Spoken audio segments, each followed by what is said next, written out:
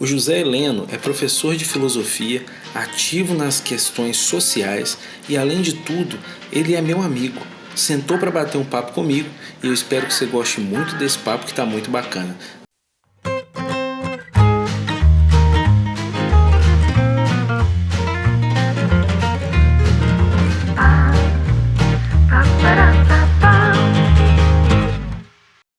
Olá vocês, tudo bem?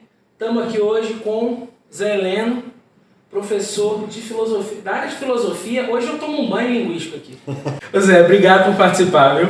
Eu que agradeço, né, o convite, a oportunidade de estar aqui para esse bate-papo, né? Conversar é sempre muito bom. O pessoal está acostumado só a brigar ultimamente, né? Exatamente. Aliás, assim, a defesa do diálogo é algo pelo qual a gente precisa lutar nesse momento que nós estamos vivendo. Sim. Quando eu falei hoje que você ia vir aqui, o pessoal mandou algumas questões. Eu separei umas 3 principais que eu acho que dá um papo, assim, direciona o negócio de um jeito bem... A primeira eu achei pertinente, assim, pelo momento. Tá tudo muito líquido na internet. Tá tudo muito estranho. Tá tudo bem estranho. E aí, mandaram perguntando, o que você acha, assim, do ponto de vista de um professor, o que é esse movimento da internet líquida, onde tudo passa muito rápido, o ânimo exalta muito, mas também some rápido, a pessoa esquece o que aconteceu logo, a memória esvai e nisso as causas se perdem. Eu penso que é um desafio enorme, sabe, assim, pelo qual que a gente vai ter que enfrentar, né?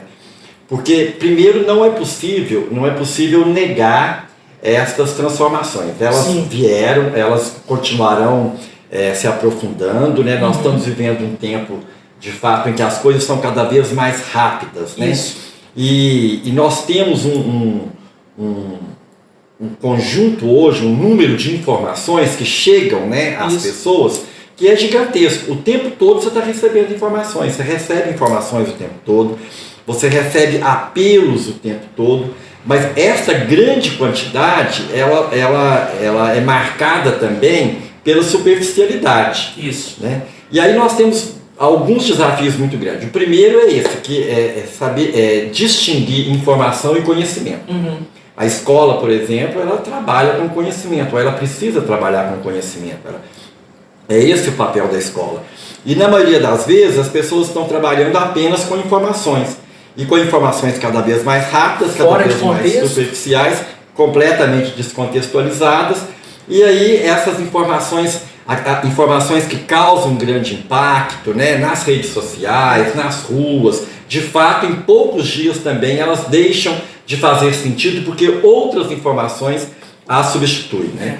E aí nós corremos um risco muito grande, né, enquanto sociedade, enquanto também educadores e educadoras, de não estarmos atentos, né, à necessidade no processo de formação das crianças, dos adolescentes, das juventudes, mas principalmente das crianças e dos adolescentes, a conseguir distinguir essa questão, de conseguir trabalhar com essa linguagem, porque não é possível negar essa linguagem, esta é a linguagem com a qual os meninos e meninas se comunicam hoje. Então aquele professor, aquela professora que ainda está presa ali nessa questão do livro didático, do quadro, daquela informação anotada para que o aluno memorize e tal, esse professor ele não tem mais espaço hoje na escola, né? Ele parou no tempo e se ele for autoritário, ele pode conseguir que o menino ou a menina faça aquilo que ele quer, mas isso não vai ter nenhum sentido também para aqueles meninos. E eu acho assim, que isso destrói a experiência acadêmica. Destrói. Porque o menino, às vezes, a pessoa é até motivada, mas ele pega aquele professor, o professor que acaba com a experiência, toma raiva da escola. Exato, ele vai tomar raiva da escola porque a escola não dialoga com o mundo dele, né? Então, assim, eu penso que o desafio que está colocado para nós hoje, né, que trabalhamos com a educação, é, ao mesmo tempo, conseguir apropriar-se, né, dessas transformações, compreender essas transformações, utilizá-las, conseguir dialogar com os adolescentes, as adolescentes, com as crianças, mas, ao mesmo tempo, conseguir trabalhar também essa questão da profundidade. Né? E nós temos visto algumas alternativas muito interessantes nisso, né? eu estou dizendo isso porque é muito importante também que a gente não caia no engodo aí de simplesmente criticar, né, todas essas alternativas que os avanços no campo da tecnologia, da comunicação e da informação nos trazem, né? Eu ouvia ontem a Rádio Brasil de Fato, né? Radinho Brasil de Fato, não sei se eu acompanhava o Brasil de Fato pelo WhatsApp. Pois é, o Brasil de Fato é um jornal, né? Você tem as várias edições. Que eles mandavam os links para poder... Agora eles criaram a Radinho, é uma rádio, Radinho Brasil de Fato, para crianças. E são crianças fazendo programas de rádio, né? Isso é muito legal. Com o conteúdo, eu vi e fiquei apaixonado, eu conheci há pouco tempo, né? E estou já pensando em como levar isso para a sala de aula, né? Porque eu trabalho com adolescentes. Então, é um projeto que estimula todas as áreas. Construir, produzir podcasts, produzir programas de rádio, né? Depois de eles ouvirem, por exemplo, são crianças de 10, 11, 12 anos, todos que eu ouvi são do Nordeste, mas tem também de outras regiões. Eu não tive tempo ainda de ver outros. Mas são crianças fazendo programas de rádio e esses programas eles vão ao ar toda quarta-feira, às 9h30, mas eles ficam, logicamente, disponíveis, né, no site do Brasil de Fato. Então chama-se Radinho Brasil de Fato, Radinho justamente porque é para crianças, e que trabalha informação, e aí trabalha também o conhecimento. Né? Ontem eu me lembro de ouvir, por exemplo, um programa sobre cordel, né? Muito interessante, né? As crianças discutindo o que é o cordel, o que elas sabem sobre o cordel, discutindo o que é cestilha, né, que é uma das regras do cordel, e produzindo cordel, né? Ou seja, é possível utilizar todas essas ferramentas, todas essas tecnologias para trabalhar a questão do conhecimento, né? Para instigar as pessoas, inclusive, a conhecerem a realidade. Né? Eu vi uma palestra do Cortella em que ele estava falando isso, que tem a diferença, eu ri pra caramba, ele falando a diferença entre o professor velho e o professor idoso. Você já viu ele falando? Já. Se aproxime de quem é idoso, se afaste de quem é velho. Quem é velho parou no tempo, acha que já está no topo. E é isso, o meu medo, por exemplo, eu formei agora para a área de educação, na química, mas eu posso dar aula, eu até pretendo, é o que eu quero dar aula. E esse é o meu maior medo da área de educação. Chegar, que eu tenho muita coisa na cabeça assim, de podia fazer assim, a abordagem assim pode ser legal e tal, já tem na minha cabeça, eu nem tô lá. De chegar a falar isso e ter aqueles professores que falam, não, mexe com isso não. Nossa, isso... E você vai encontrar, né? Fatalmente você vai encontrar. Eu trabalho com educação básica, Marcelo, há 34 anos, ininterruptos. Né? Ou seja, eu sou um professor velho, né? Ou seja, eu sou um professor idoso, né? Eu sou um professor idoso, né? De acordo aí com a definição do Cortella, a definição que o Cortella usa. Então, eu comecei em 1987, né? Eu me formei em 86, eu fiz licenciatura em filosofia. Em 87 eu comecei a trabalhar na educação básica e eu te confesso que eu comecei por acaso. Eu estava desempregado, eu me lembro que eu me formei em dezembro de 86, fiquei desempregado em janeiro de 87 e pensei, eu vou começar a dar aula até ver o que eu faço. E eu comecei e eu me apaixonei literalmente assim pela profissão e pelas possibilidades que a profissão traz, né? E aí não parei mais. E não foi por falta de oportunidade, pude fazer outras coisas, né? Poderia estar fazendo várias outras coisas, já trabalhei paralelamente com outras coisas, mas nunca deixei a educação básica. Estou precisando de deixar agora, porque preciso aposentar, né? Mas não... Você vai sair? Não, pelo menos nos próximos 3 anos ainda não. Entendi. Mas eu pretendo, até gostaria de falar sobre isso, eu pretendo sair em 2025. 2025, já planejando. Exato. E eu estou pensando em trabalhar com educação ambiental, ou seja, pretendo sair da escola, da escola formal, mas trabalhar com educação noutra perspectiva. Nossa, é legal demais. Mas assim, são 34 anos já trabalhando com adolescentes, 34 anos ininterruptos, E quando eu comecei, eu ouvi muito isso aí que você disse. Porque você é novo, daqui uns anos você desiste, né? Em pouco tempo acaba seu entusiasmo e tal. Isso. Mas eu me lembro também de um fato que marcou a minha formação. Eu fui participar, logo 2 anos de profissão, eu fui participar de um encontro de professores e professoras em Belo Horizonte. E um professor que eu nunca mais vi, né? Talvez nunca mais veja, mas eu não esqueço o nome dele é Geraldo.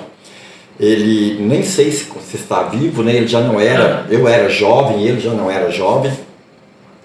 E ele falou o seguinte, assim, numa conversa, num trabalho de grupo durante esse encontro de formação de professores, ele falou assim, olha, eu gosto da escola, ele trabalhava com ensino fundamental, porque a escola nos traz o novo sempre, nos traz o novo todo ano, né? E é isto que na educação básica de fato me pegou, essa possibilidade de estar o tempo todo aprendendo, né, com as crianças, com os adolescentes, e ao mesmo tempo está contribuindo, né, com a formação desses meninos e meninas. Eu tenho um prazer enorme de ser professor, né? Assim. O que me desanima muito da outra área que eu poderia exercer, que é a da química, da parte técnica, é justamente isso, é a missão.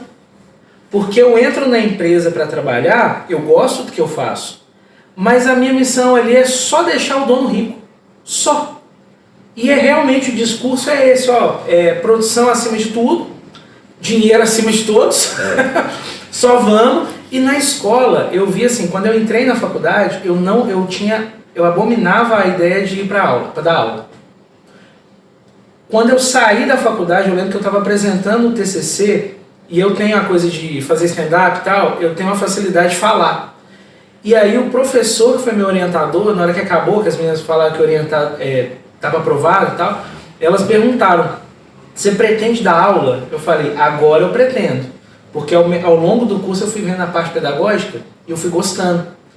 Então hoje a minha vontade com 100% é estar na sala de aula. Porque a missão, você consegue ver que o dia a dia não é todo igual numa empresa, que é aquela mesma coisa que você perde o propósito de fazer, o tesão de fazer. A missão é formar gente, você não está trabalhando para ninguém, você está trabalhando em prol. Então isso é muito louco, de fato, assim, isso é muito motivador. Muito. Né? Agora, é interessante observar também assim, que há um movimento nos últimos anos, um movimento conservador, por parte de organismos internacionais, né, que vem buscando engessar cada vez mais a educação. Por exemplo, a BNCC, que foi aprovada recentemente, o discurso aí da formação para competências e habilidades, né, que vem buscando engessar os currículos, né, e é preciso que nós, professores e professoras, lutemos contra isso, né? Ainda que a gente agora esteja lutando contra a maré, mas a vida é assim mesmo, né? Assim, a gente vai lutando e vai conquistando algumas coisas, as conquistas elas estão sempre em risco e é preciso que a gente avance. Quando eu comecei a trabalhar, existia o programa mínimo. O que era o programa mínimo? Era um programa mínimo, isso em 1987, né? Deve ter gente que está ouvindo isso aqui, nem era nascido ainda, né? Tem um tempo, tá? Pesquisa, o Google tá aí. Exatamente, existia um programa mínimo. Então, assim, você tinha um programa mínimo para história, para geografia, etc. Chamava-se currículo mínimo, não era programa, currículo mínimo. Esse currículo mínimo, ele definia o que o professor deveria trabalhar durante o ano, em cada uma das matérias, etc, etc. E naquele momento já existia um movimento contra esse currículo mínimo. Nós conseguimos, quando eu digo nós, porque eu participei desse processo ativamente, no processo de elaboração da atual LDB, que é a Lei 9394, que foi promulgada em dezembro de 96, nós conseguimos extinguir o currículo mínimo. Então o currículo mínimo foi extinto desde 96, que ele não existe mais. Né? Então, desde que não existe mais o currículo mínimo, professores e professoras têm agora essa liberdade, né, de pensar o seu programa, de pensar, de construir o seu currículo. O que traz também uma responsabilidade muito grande, né, para o professor e a professora, que agora é responsável por construir isso. Né? E é verdade também que muitas pessoas que estão trabalhando na educação ficam um pouco perdidas diante desta ausência de algo determinado. É isso que você tem que ensinar, etc, etc, etc. Né? E de alguns anos para cá, principalmente a partir do avanço do neoliberalismo no campo da educação, né, nós temos visto, e isso não é um movimento em nível nacional, isso é um movimento internacional, de buscar engessar novamente os currículos. Né? Quem é professor na educação básica sente isso na pele e compreenderá com muita clareza isso que eu estou dizendo. Né? Que aí vem a BNCC, vem uma quantidade enorme de formulários que você tem que preencher e de estar colocando qual é a habilidade que você vai trabalhar nesse campo, naquele campo e no outro, buscando engessar o trabalho docente, que conseguiu avançar no sentido de romper com esse currículo mínimo lá em 1996. Né? Mas eu penso eles vão tentando vencer pelo cansaço. Exatamente. Agora eu penso que é preciso que a gente tenha clareza, né, das conquistas que a gente teve e defenda essas conquistas. Né? Eu costumo me lembrar sempre do poema do Mário Quintana, né? Eles passaram, nós passaremos. Né? Ou seja, a gente precisa continuar com firmeza no sentido da defesa dessa liberdade, na defesa de uma escola que esteja enraizada na comunidade na qual ela está inserida, que traga a realidade dos meninos e das meninas para dentro da sala de aula, né? Sem perder de vista essa questão também da necessidade de que os meninos e meninas tenham acesso também ao conhecimento sistematizado e produzido pela humanidade, porque isso é direito de todos e de todas, né? Mas isso tem que ser feito considerando aí também essa questão da liberdade. E aí nós hoje, professores e professoras, temos uma tarefa árdua, que é essa tarefa de lutar contra esse movimento de engessamento aí, né, da educação que a gente tem. É difícil imaginar que o país vai apoiar a evolução da educação quando no país hoje o povo faz vídeo comemorando, achando que está em estado de sítio. Como que a gente tem uma perspectiva positiva quando está esse circo armado? Pois é, Marcelo, nós estamos vivendo tempos de obscurantismo muito grande. Né? Quem diria, assim, olha, eu vou fugir um pouco do assunto para chegar aí novamente. Olha, eu comecei a participar do movimento social como militante quando adolescente ainda, final da década, início da década de 80. Né? Ainda nas lutas pela anistia, ainda nos anos finais da ditadura civil-militar, e os anos finais da década de 80 foram anos assim, de uma efervescência de lutas muito grande, de muitas vitórias, né? Os povos indígenas obtiveram grandes vitórias que eles estão tentando agora derrubar com o marco temporal, no campo da educação, no campo do movimento sindical, no campo dos direitos trabalhistas, nós tivemos muitas vitórias.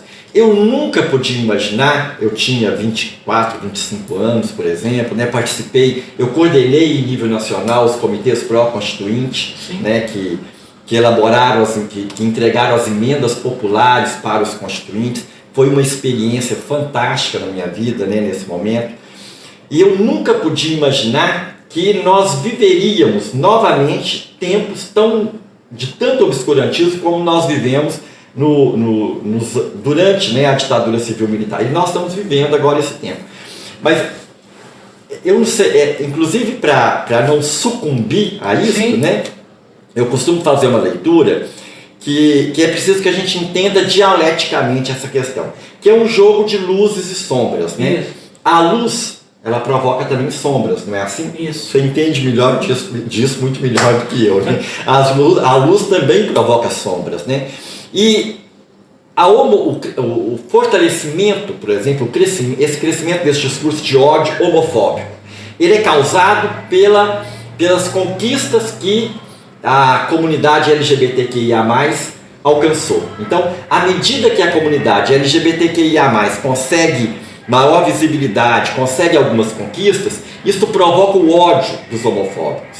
Né? À medida que negros e negras conseguem avançar na conquista de alguns direitos, isso provoca o ódio dos racistas. Isso. Né? À medida que as mulheres conseguem avançar, né, isso provoca o ódio dos machistas. Então, todo esse discurso de ódio que nós estamos vendo nesse momento e todo esse obscurantismo que nós estamos vendo no momento é, na verdade, uma reação a todas essas conquistas. Né?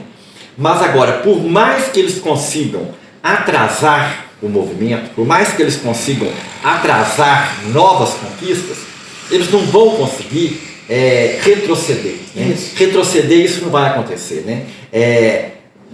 Negros e negras não vão voltar para a senzala, né? As pessoas homoafetivas não vão voltar para o armário e as mulheres não vão voltar para a cozinha. Nós vamos continuar avançando. É muito bizarro algumas coisas que você vê na internet. Recentemente aqui está tendo isso, em Divinópolis. O discurso é muito esquisito. O pessoal vai numa página de uma política, o jeito deles falarem que ela é uma política ruim é chamar ela de vagabunda. Eu não consigo entender a cabeça desse povo que fala, não, vamos deixar as coisas avançar e tá preso lá em 51, 52, porque é uma época, né? Eu digo que está preso em alguns momentos num obscurantismo medieval, né? Marcelo, quem diria que nós estaríamos no século XXI tendo que convencer as pessoas que é preciso tomar vacina? Que é preciso tomar vacina. Ai, né? meu Deus. Quem diria que a gente estaria ouvindo discursos, né, questionando, por exemplo, se a Terra é esférica, né, ou afirmando o terraplanismo? Eu ainda acho que o terraplanismo é uma trollagem de alguém. Não tem condição de uma pessoa com QI maior que acreditar nisso. Eu acho que é só pela resistência deles de falar, essa coisa de ciência aí tá errada. O problema é que às vezes algumas trollagens, né, elas pegam e aí algumas pessoas começam a afirmar isso. Mas ontem nós vimos o ministro da Saúde, a maior autoridade no campo da saúde, né, em nível nacional, dizendo para as mães não levarem suas crianças, seus filhos e filhas para tomar vacina. Né? Veja a que ponto nós chegamos. Né? A gente sabe que há um movimento grande por trás disso, a gente sabe que há interesses comerciais, financeiros, nós vimos aí a propina, né? Sendo a negociação da vacina, né, por propina, ou seja, buscando ganhar $1 a cada dose de vacina, comprando, né, literalmente a vida do povo brasileiro, né, por $1. Né? Eu não ganho $1 para hora trabalhada. O cara vai ganhar $1 por vacina. Você tá entendendo? E às custas da vida do povo. Né? É difícil. Brincando com a vida, negociando, né? Então, infelizmente, nós temos hoje, né, em algumas esferas de poder, porque as esferas de poder são muitas, né? É preciso que a gente tenha clareza disso também, o bolsonarismo ocupa hoje várias esferas de poder, mas eles não ocupam todas, né? Isso, graças a Deus. Então, assim, as esferas de poder, elas são muitas, mas eles ocupam, infelizmente, muitas esferas de poder. E essas esferas de poder que são ocupadas por eles são extremamente danosas, né? Porque eles têm muito espaço, né? Sim. Tanto que eu citei aqui o ministro da Saúde dizendo isso. Nós vimos o presidente da República dizendo ontem também que ter muitos professores atrapalha o desenvolvimento do país, né? Assim, são coisas que, em sã consciência, há 10 anos atrás, se alguém me dissesse que uma autoridade de nível nacional estaria dizendo, eu diria, você está louco, nunca uma autoridade de nível nacional vai dizer isso em pleno século XXI. Nós estamos um presidente que fala que a fake news faz parte da nossa vida. Exato. A gente tem que aprender a conviver com isso. Exatamente. Meu Deus. E que se apresentou como algo novo na política, estando há 28 anos como deputado federal. Sem fazer nada. Como ele mesmo disse, usando parte do dinheiro para comer gente. Ele usou isso para comer. Casado. Usando dinheiro para comer gente. Casado. E pela família. Casado pela terceira vez, né? E defendendo a família e usando dinheiro para comer gente. E defendendo a tortura, defendendo o assassinato, comparando os quilombolas, as pessoas quilombolas, a animais, né, dizendo que um quilombola pesa tantas arrobas e etc, que não serve nem para reproduzir. Isso tudo ele disse antes de ser eleito, né? Antes de Como é que... Isso é muito... Eu vou só fazer a pausa aqui. Vai aparecer na tela de vocês aí um QR Code, mira, ajuda a gente aí que já tô voltando, 3 segundos. Então, voltamos e eu queria já voltar com isso aí que você falou do Bolsonaro, com o que ele falou dos quilombolas e tal. Aquele representante... Sérgio Camargo. Sérgio Camargo. Ah, que tristeza. Porque tem uma coisa assim que fala assim, você tem que ter um lugar de fala.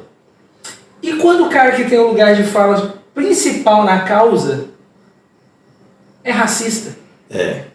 Pois é, isso é muito triste, né? Agora, assim, infelizmente, né? Infelizmente, nós vivemos, o Brasil, né? E não é só o Brasil ele é estruturalmente racista. Isso. Né? Então nós temos uma estrutura racista. Nós somos educados para ser racista desde muito cedo. Coisa de preto.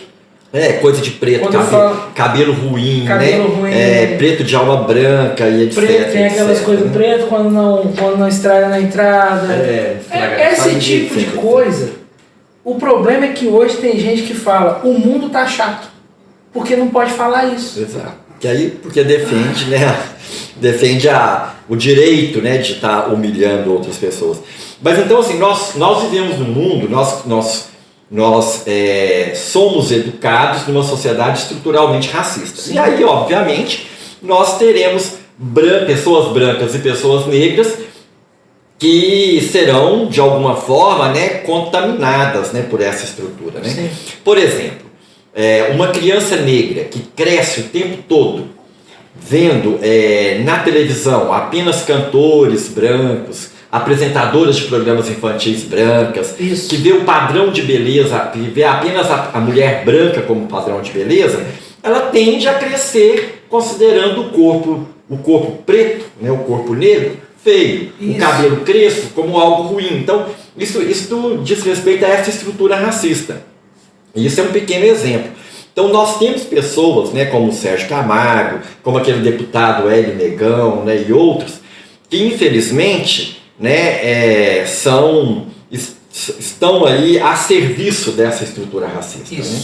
E agora, essas pessoas infelizmente são utilizadas pelo bolsonarismo, né, porque para serem vistas como pessoas que têm um lugar de fala, né, como você disse, né? Ou seja, não, eu não sou racista, o meu melhor amigo é o Hélio Negão, que é um deputado, que é preto e etc, etc. Ele fala, ele é aquela coisa, né? Eu até tenho amigos, né? Ele fala, não, eu racista, eu até tenho aqui um representante que é negro.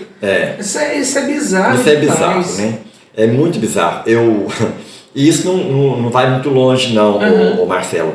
Eu me lembro que aqui em Divinópolis, em 2017, janeiro de 2017, eu estava, nesta época, eu era membro do Conselho Municipal de Educação. E o Dia Nacional da Visibilidade... Então, o Conselho Municipal de Educação, juntamente com o Movimento Gay e outros conselhos de políticas públicas, né, se reuniram para programar o Dia Nacional da Visibilidade Trans. Sim. E quem coordenou esta mesa, né, foi uma mulher que era diretora dessa área no município de Divinópolis, ou seja, ela era uma representante do governo, né? 2017, governo Galileu, primeiro mês do governo Galileu, do último governo Galileu. Na mesa, eu tive vontade de chorar, de sair da mesa e tal, né?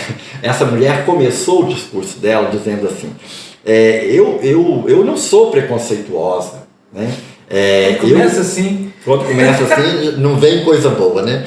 Eu não sou preconceituosa, eu até tenho um amigo travestis, inclusive ela usava travestis no masculino, não? Errado. Eu até tenho amigo travesti. Quando eu vejo um travesti na rua, eu fico com medo. Ela teve coragem de falar isso. Eu fico com medo. Mas se for uma pessoa que eu conheço, eu até converso. Eu faço a boa ação de conversar. Isto vindo de uma autoridade, né, em nível municipal, que estava no evento para discutir a questão da visibilidade trans. Né? Isso aconteceu, felizmente, muito pouca gente viu. Né? Felizmente, o evento não teve grande repercussão, não teve repercussão praticamente nenhuma, mas eu me lembrei agora dessa questão, né, quando você fala do Sérgio Camargo e de outras questões. Agora, o Sérgio Camargo ele tem prestado um grande desserviço, né, à cultura brasileira e principalmente ao movimento negro, né, e tem sido utilizado, muito bem utilizado por essas forças racistas. Né, ele é um tópico igual a Damares. Eu acho que o Bolsonaro, eu tenho a impressão de que o Bolsonaro, esse pessoal, eles ficam ali assim, ó, na cabeça do Bolsonaro, tá cada um na sua caixinha. Em algum momento que vai dar uma merda pro Bolsonaro, ele fala, solta a Damares, deixa ela falar no Twitter. Aí a cortina de fumaça se forma, ele passa a boiada e tá tudo certo. É o Gregório do Vivier que fala isso, não é? Solta a Damares, não é? Solta tem um termo assim. Acho que é ele. Eu vi falando assim outro dia, quem eu vi falando isso outro dia foi o Cauê Moura. Que ele falou, é tipo o Kraken na mitologia. Release the Kraken, solta a Damares. Deixa ela fazer o estrago. Que você lembra de quando ela veio a Divinópolis? Graças a Deus, não. Pois é. Eu estava lá. Ela não era ministra ainda, não. Ela não era ministra, não. Isso foi antes do governo Bolsonaro. Sabe aquele negócio da Frozen? Né? Uma peça que teve? É um desenho animado. Isso. Veio uma peça pra cá? No teatro? Não é isso não. Não eu estou falando do discurso dela, de falar que a Frozen é leve. Achei que você estava falando da época que veio o negócio da Frozen pra cá, achei que ela tinha comunicado. Não. Ela veio. O discurso dela da lésbica, da Frozen. Pois é, porque isso viralizou, né? Sim. Foi aqui em Divinópolis que ela falou isso. Eu não sabia. Foi aqui em Divinópolis. E eu estava lá. Né? O que era a questão? Ela veio, nesta época eu estava trabalhando com adolescentes internados para tratamento de dependência química. Eu trabalhava era um trabalho voluntário, eu trabalhava com alfabetização desses meninos pobres, né, internados num espaço que era gratuito, né, meninos inclusive de várias regiões do estado de Minas Gerais. Eu trabalhava com alfabetização. Só que esse espaço é um espaço ligado a uma igreja, né? Embora eu não tenha nada a ver com a igreja, eu fazia, né, esse trabalho lá voluntário, porque eu gosto da área de alfabetização, porque era uma necessidade também. Mas aí, esse pessoal trouxe, né, essa mulher, eu não a conhecia, né, ela ainda não era ministra, não tinha essa repercussão nacional, e aí e ela veio e eu fui porque os meninos iam, eu falei, eu vou para ouvir, ver o que é, né, para que eu possa discutir. Vamos conhecer a Damares. E lá ela falou isso, né? Essa princesa é lésbica e falou essas besteiras assim, que eu nem lembro direito aqui. Quando eu ouvi aquilo, eu falei, gente, essa mulher é louca. Essa mulher é completamente louca. Provavelmente o Bolsonaro conheceu ela e falou, olha, ela é louca, traz pra gente. Traz ali que eu tô precisando disso, tá ok? Depois eu levei um susto quando essa mulher virou ministra. Eu falei, gente, não é possível. Meninos usam azul e meninas usam rosa. Exatamente. Ai, meu Deus, Damares, o que você tá falando? E aí outras questões. E é engraçado assim que ela é uma das figuras fortes desse governo, né? Sim. Porque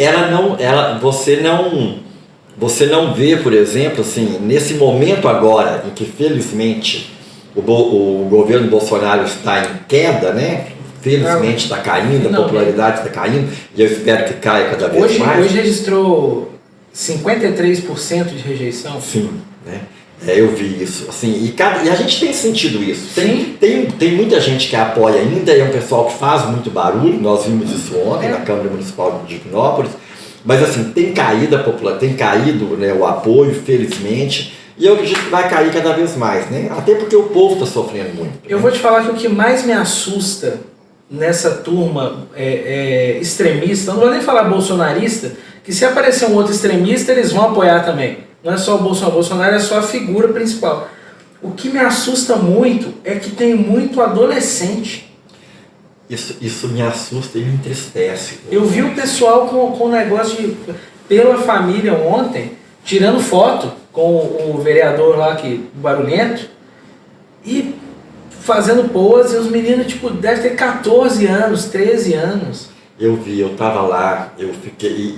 Engraçado que eu comentei isso ontem com uma companheira que estava lá. Eu falei, olha, o que me entristece mais é ver adolescentes, é ver meninos dessa faixa etária lá, gritando, né?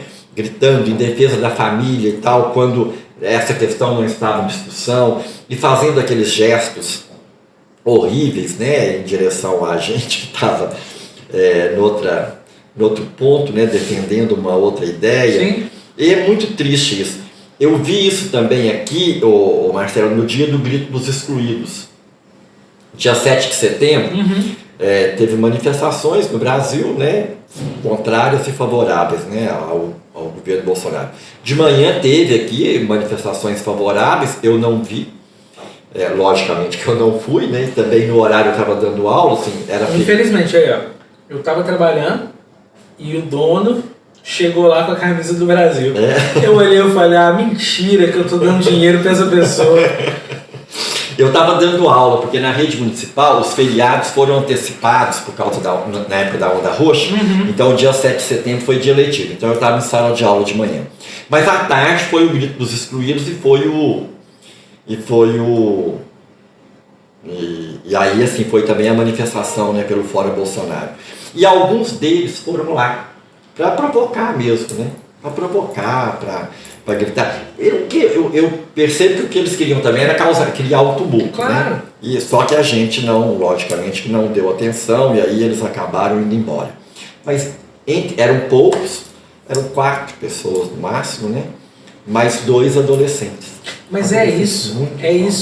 É um pessoal que são pingo. Só que eles ganham voz.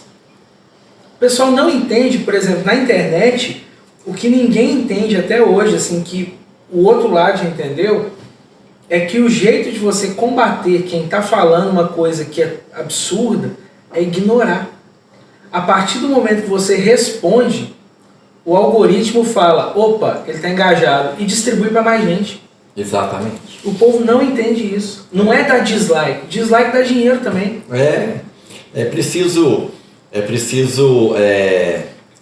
não dar palco, né?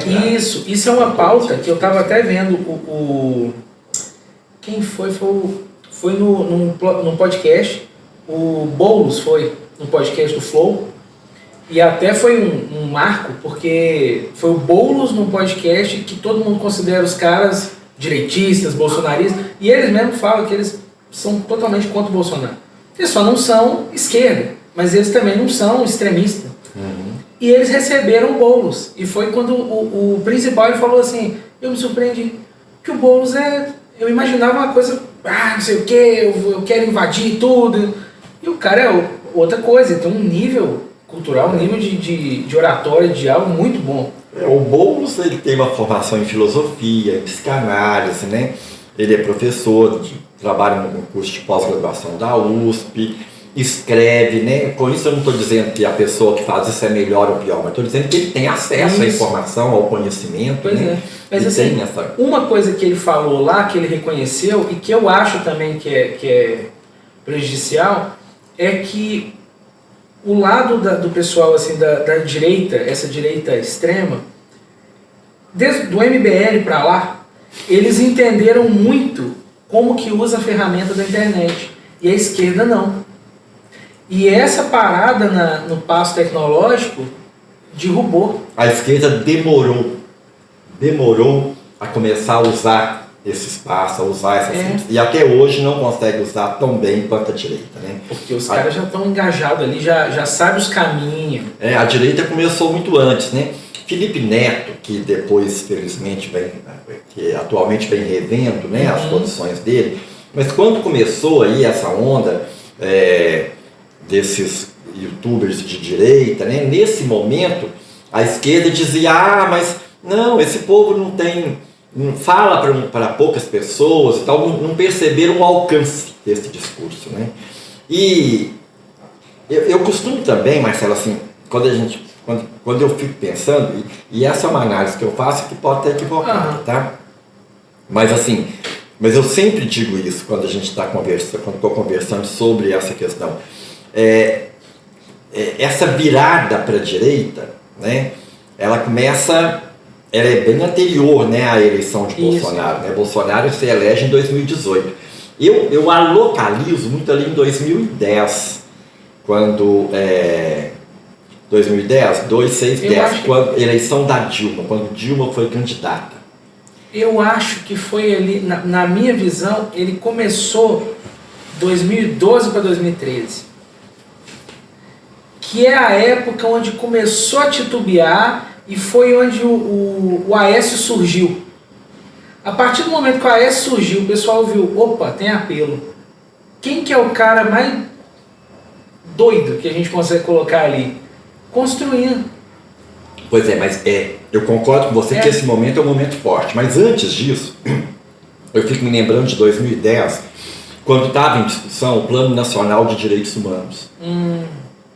Na época, ainda governo Lula, né, o último ano do governo Lula, em discussão do segundo governo Lula, em discussão o Plano Nacional de Direitos Humanos, e começa a campanha, né, do José Serra como presidente, e eles começam a atacar, né, a esquerda, porque defende o aborto e etc, etc, né? E aí é uma crítica que eu faço naquele momento, né, ao Partido dos Trabalhadores. Eu não sou petista, eu sou do PSOL, eu sou filiado ao PSOL.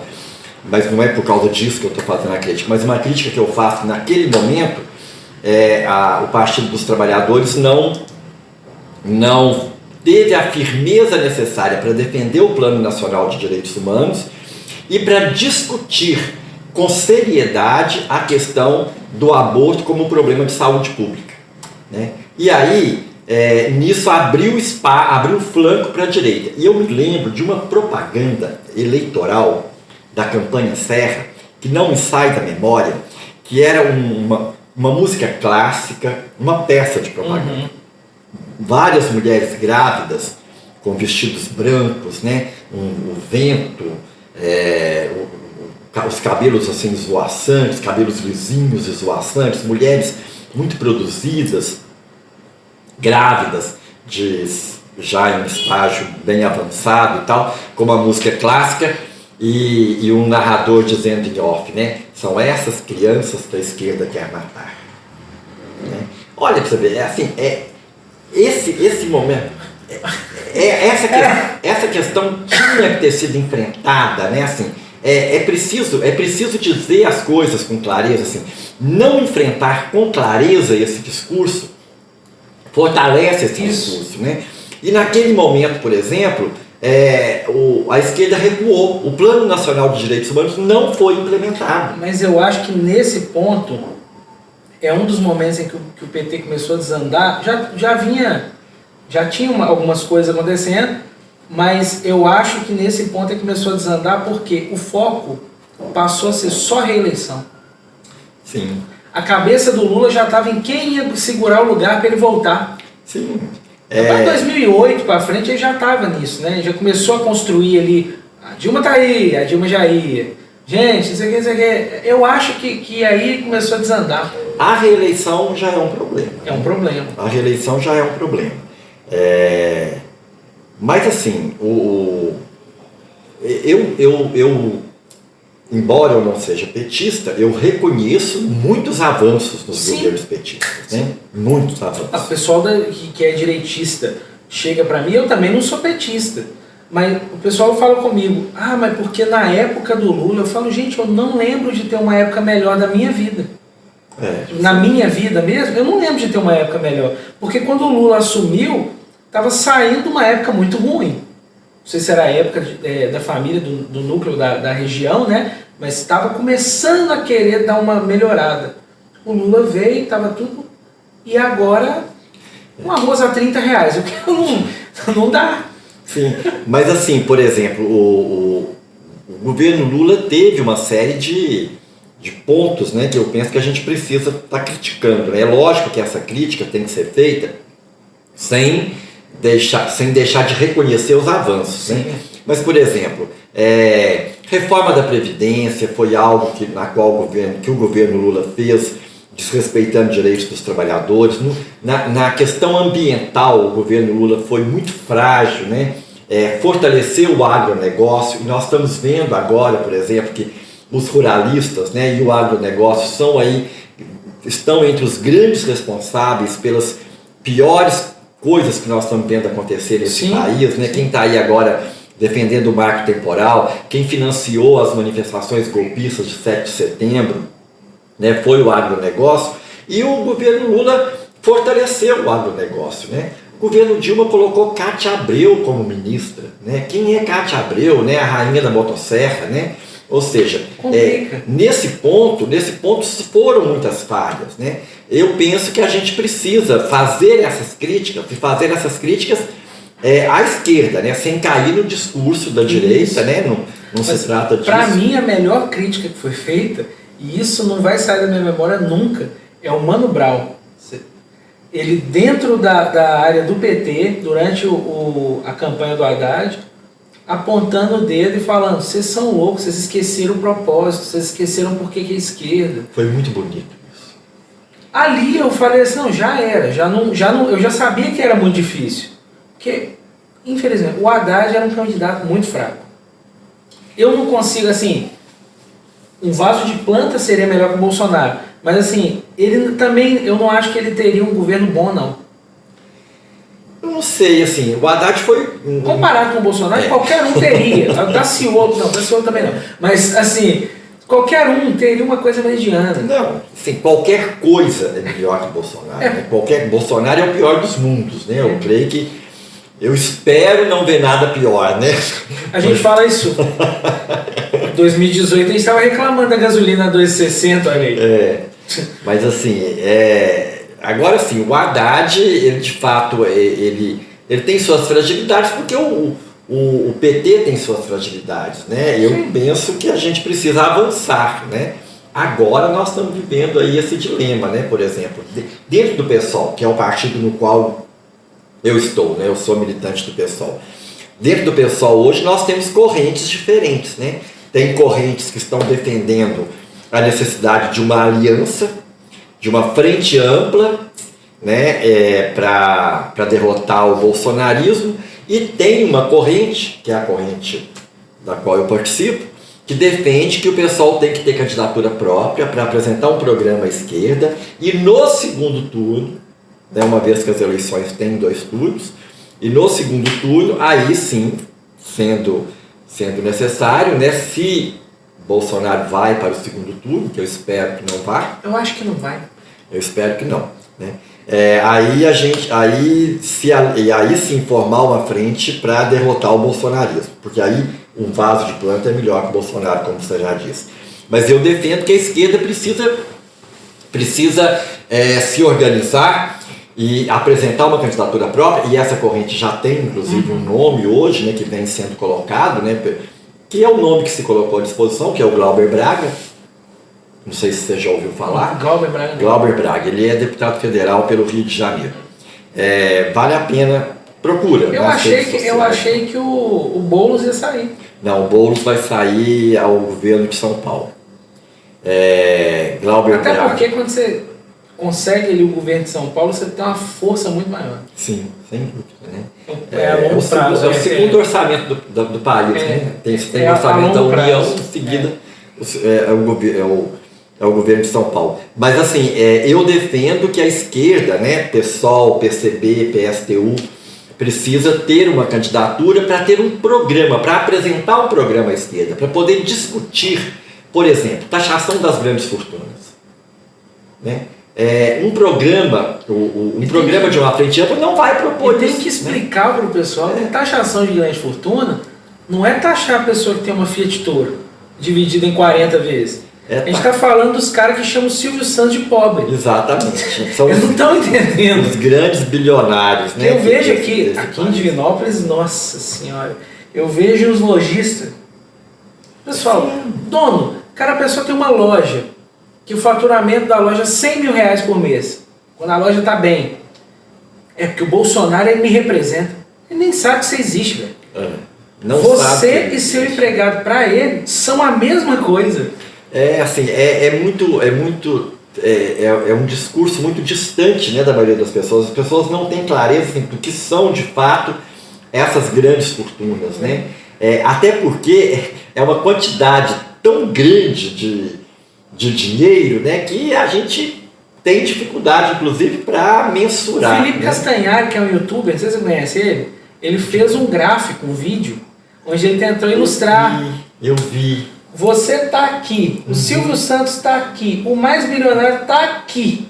Eu vi isso. Você fala, eu acho que eu sou bem pobre. Acho que eu sou bem pobre. Eu vi isso, ou seja, e é interessante assim, que esse gráfico dele é muito interessante, né? A distância entre nós, por exemplo, e o Silvio Santos, é muito menor do que a distância entre o Silvio Santos e aquele grande bilionário. Claro. Né? É um gráfico muito bem feito, né? Eu até quero depois achar, porque eu quero levar isso para a sala de aula, eu quero mostrar isso. Os vídeos do Felipe Castanhari são muito didáticos. O pessoal, ele tem uma equipe que está por trás ali, ele vai fazer um vídeo de história, ele contrata 4 historiadores. Então o negócio é muito embasado, eu acho muito bom. Eu vi pouca coisa dele, quero ver mais. Esse aí eu vi e foi recentemente. O YouTube boicota ele. Por direito de imagem, essas coisas. Ele faz uns documentários. Ele fez documentários sobre o Michael Jackson, de 2 horas. O YouTube foi lá e cortou porque ele estava usando imagem que é da emissora tal, não sei o que, e derrubou. Então, quer dizer, ele gastou, acho que... Ele falou que ele gastou tipo, coisa de 15 mil reais para produzir. E ele não ganhou nem um centavo. O YouTube falou, quer que fique no ar? Fica, você não vai ganhar nada. Ah, beleza, deixou. A questão financeira. Né? Pega muito. Vou só dar uma pausa aqui. Questão financeira, me ajuda aí. Clica nisso que vai aparecer na tela, que você ajuda a gente aqui. Rapidinho já tá voltando. Clicou aí? Excelente. Você me ajuda muito quando você faz isso. Por favor. Ô Zé, você tava falando a coisa aqui das brigas, né, da esquerda e tal, de diferenciar PT e o restante da esquerda, porque parece que é só PT. Uhum. O pessoal endeusa de um jeito que eu realmente não consigo entender. Mas uma coisa que eu tenho visto em alguns diálogos na internet, e realmente eu acho que faz sentido, não sei se você percebe assim, mas eu acho que internamente a esquerda tem muito conflito por pequenas causas. No momento, você está numa guerra contra o pior que já passou no Brasil. E aí, teve o caso de um youtuber que ele foi falar um termo, eu não sei se foi homossexualismo, e o pessoal destruiu ele, não é esse o termo que você tem que usar. Ele, calma gente, eu estou do lado de vocês não estão entendendo, eu só não sei o termo, mas eu estou tentando passar a ideia. Então, tipo assim, eu acho que é muita briguinha que às vezes vai minando e desvia o foco. Que o foco deveria ser, vamos tirar o Bolsonaro de lá. E é uma coisa assim, que eles não entendem que talvez você conseguir chegar lá, de fato, vai abrir o leque para que essas causas estejam em pauta. Enquanto não fizer isso, não tem como pensar que vai estar em pauta com o Bolsonaro. O Bolsonaro nunca vai colocar uma coisa que é minoria para votação. Eu não sei se as brigas dentro da esquerda, né? Você tem brigas por causas que têm profundidade, que têm seriedade, né? Dentro da própria esquerda você tem divergências, né? Importante, eu falei aqui, por exemplo, de uma divergência que está pública hoje dentro do PSOL, né? O pessoal, inclusive, tem o Congresso Nacional agora, dia 25, 26 de setembro. E aí, durante esse Congresso Nacional, essa questão vai estar sendo discutida. Agora, você cita um exemplo que mostra que, na verdade, assim, é essa dificuldade, que aí não é só da esquerda, mas que dentro da esquerda também está presente, essa dificuldade do diálogo. Isso. Né? Tá, o cara falou homossexualismo. De fato, o termo homossexualismo, ele precisa ser banido desde que a OMS reconheceu que a homossexualidade não é doença, né? E o ismo, né? Ele tá ligado nessa. Agora, se por acaso a pessoa fala, né? E eu posso discutir com ela, eu posso conversar. Falar, olha, esse termo não é adequado por isso, por isso e por isso, né? E principalmente se a pessoa falou o termo de fato, não foi aí com uma intenção, com uma intencionalidade, isso, né? É isso. De criticar, aí é preciso que a gente esteja aberto ao diálogo, né? Nesse sentido, a gente precisa, sim, tomar, né, cuidados. É preciso a gente ter clareza, por exemplo, de quem são os nossos inimigos e quais são os nossos adversários em relação a essas causas. Por exemplo, eu estou dizendo aqui, dentro do PSOL, eu defendo uma linha. Eu tenho companheiros e companheiras que estão junto comigo em diversos movimentos e tal, mas que dentro do PSOL defendem uma outra linha. Isso. Né? Continuamos juntos e juntas, né, defendendo uma série de coisas, né? É lógico que aí lá dentro do partido, dentro do Congresso, aí nós vamos discutir, nós vamos... Mas é entender que a discussão é diferente de briga. Exatamente. O povo não entende isso. Eu tenho muita preguiça de discutir política, porque não é todo mundo que entende. Eu tenho um amigo que é direitista, sim, frenético. E eu já sentei para discutir política com ele, para conversar sobre política, e ele apresenta os argumentos dele. Eu entendo qual que é a linha de raciocínio, porque eu converso com todo mundo para entender a linha de raciocínio, e eu falo com ele, e ele entende a linha de raciocínio. E ele mesmo já falou comigo, é bom ter alguém para conversar assim que não briga. Falei, pois é, se todo mundo pensasse assim, as coisas pelo menos estavam evoluindo. Seria mais fácil, né? Virou futebol.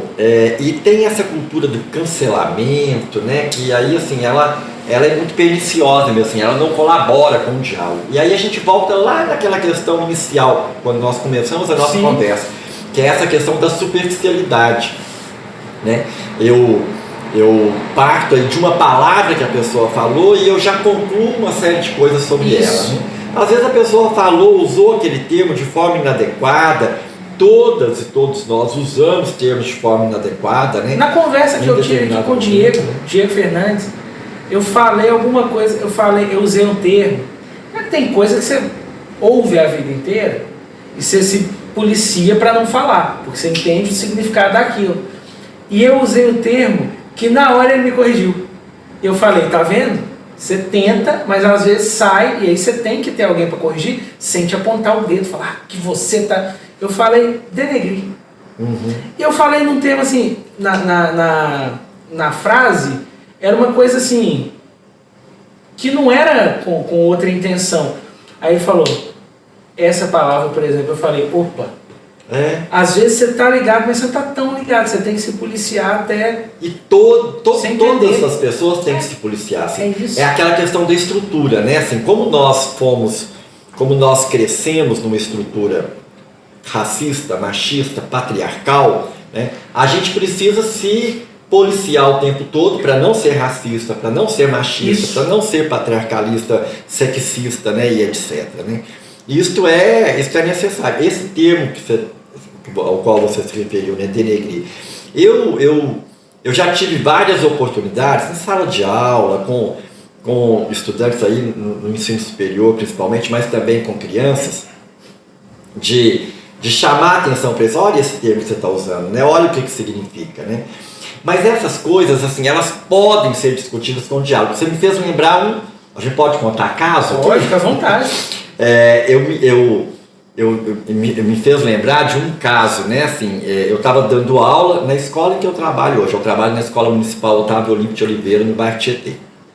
A escola é uma escola com 3 andares e eu estava dando aula no 3º andar. Era uma segunda-feira pela manhã e, assim, a escola ela não tem muito pátio, tem um muro de arrimo logo em frente à escola e tem um beco que é só mesmo para correr ar, mas ninguém passa ali, fica só fechado e ele é muito estreitinho mesmo. Entre a parede da escola e o lote vago que fica ao lado, que era vago na época. E eu cheguei na segunda-feira de manhã para dar aula, estou dando aula, né, com meninos de 9º ano, e tinha um gato miando desesperadamente lá nesse local. Eu imagino que esse gato deve ter caído lá, caído talvez no sábado pela manhã, ficou preso e estava ali, não conseguia sair. Eu imagino isso, nem lembro depois como é que resolveu a questão do gato. Eu sei que o miado do gato estava incomodando. Aí um menino chegou na janela para ver o gato. E o gato era preto. Aí o menino falou, só podia ser preto. Essas questões, elas acontecem o tempo todo. Agora, qual que é o papel como educador? Né? E aí não é só na sala de aula não, o tempo todo. É o mesmo caso que aconteceu com você com essa palavra. Assim, não dá para deixar isso passar como se fosse normal. Isso. Mas ao mesmo tempo, você pode conversar isso sem ser com briga, né? Na hora, né, eu perguntei pro menino, né? Eu falei, se o gato fosse branco, o miado dele não iria incomodar, né? Aí o menino, na hora, falou, ele não esperava, né? E eu perguntei, como dizem os meninos, numa boa, né? Se o gato fosse branco, o miado dele não ia te incomodar, não? Não é isso. Mas aí tinha meninos pretos na sala de aula, e aí eles se sentiram, na hora, empoderados, né? Para questionar, né? Aí na hora, e aí começou o debate, né?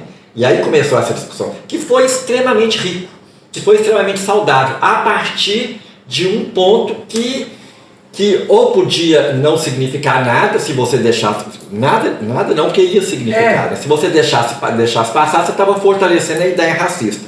Ou se você fosse esculachar o menino, por exemplo, o menino logicamente ia sair na defensiva. Isso. E aí você não conseguia dialogar, né? E a partir dali você perdeu ele. Exatamente, né? Você perdeu, e aí se corre o risco, inclusive, de ele, é muito chato, a gente não pode falar nada, etc. E de fortalecer essa questão do racismo. E aí você fala isso, você xinga o menino, e aí o pai ou a mãe vai lá e fala assim, tá ensinando ideologia na sala de aula.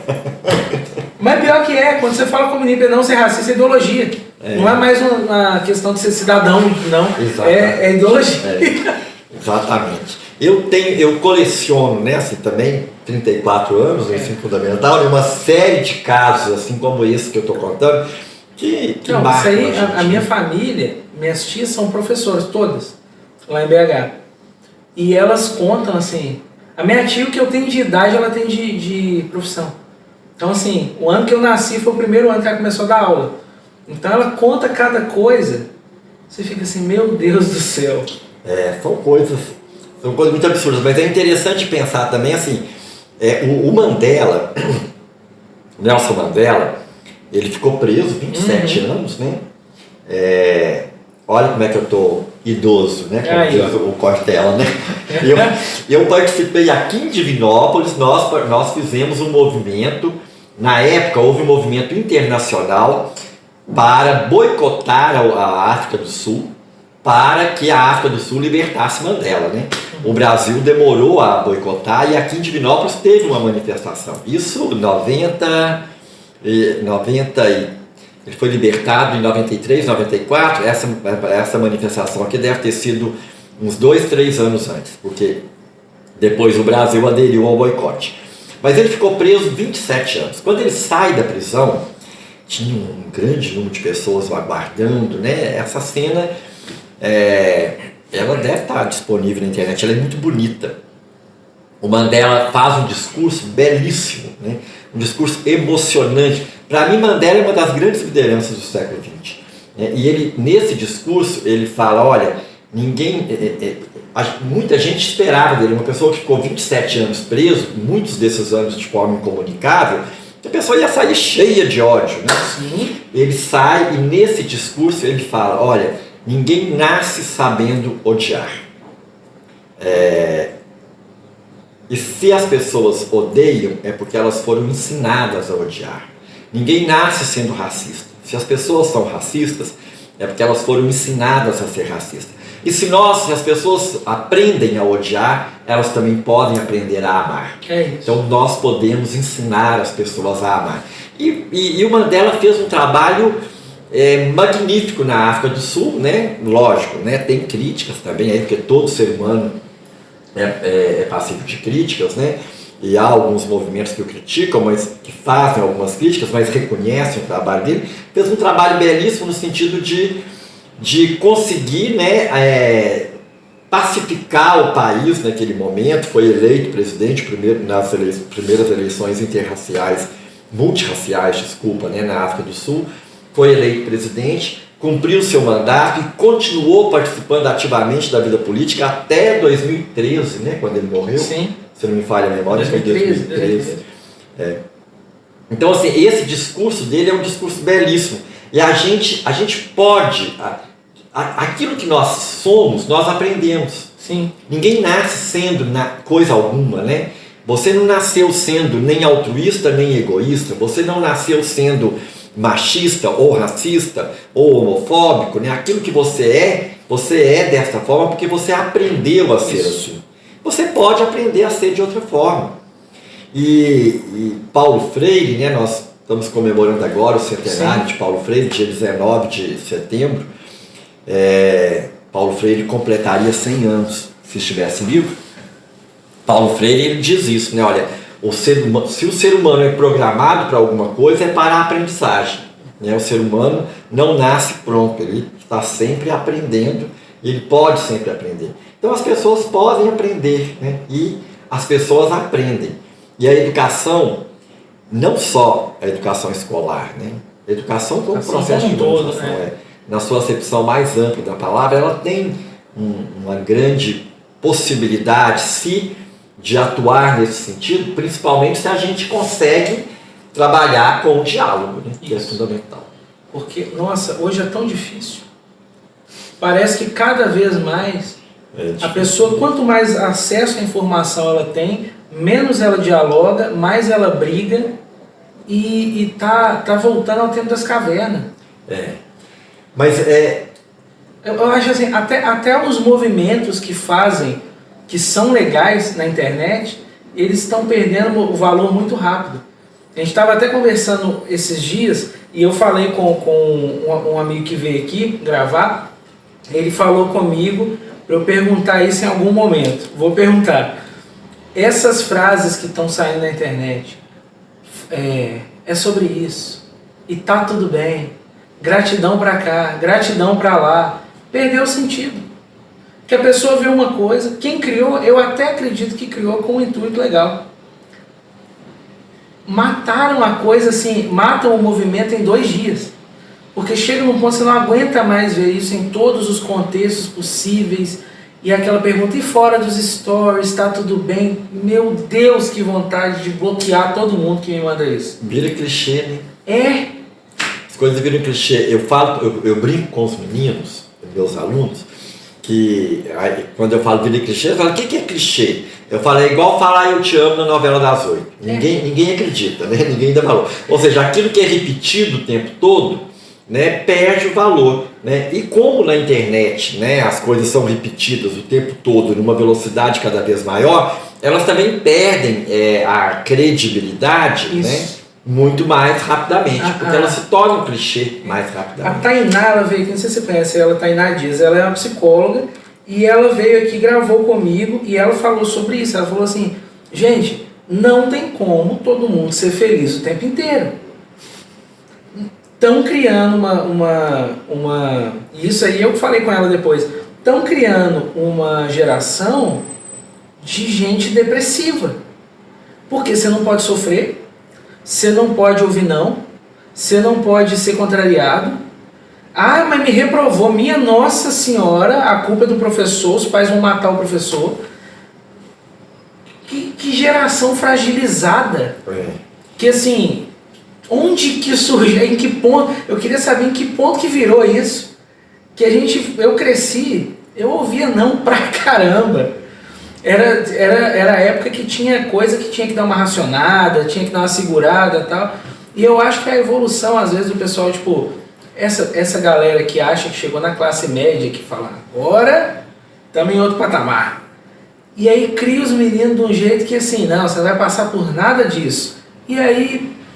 Daqui a 2 gerações está tudo igual, porque os meninos vão chegar adulto sem casca. O Sabiani chama isso de a teoria da curvatura da vara, né? Você pega uma vara, um bambu que está envergado para a esquerda, para que ele possa ficar ereto, você tem que envergá-lo para a direita para depois ele ficar ereto. Mas eu, por exemplo, que tenho 56 anos, sou filho, né, de pais e mães, numa época em que pais e mães eram muito castradores, eram muito duros, né, etc. Né? E essa geração, ela correu o risco, sim, de criar, né, crianças e adolescentes de uma forma muito permissiva, né? Ou seja, da castração para a permissividade. É preciso encontrar o equilíbrio. Isso. Né? É preciso encontrar o equilíbrio. Você não precisa espancar, porque antigamente tinha, né? Ah, você está jogando muito videogame, eu vou te espancar com o fio do videogame. Isso é bizarro. Agora também você não precisa o filho virar e falar, não, hoje eu não vou para aula, eu vou ficar em casa e é isso. Também não chega nesse ponto. Você tem que ter clareza assim, que a autoridade ela tem que existir, né? Sem autoritarismo. Isso. Então uma coisa é autoridade, outra coisa é autoritarismo.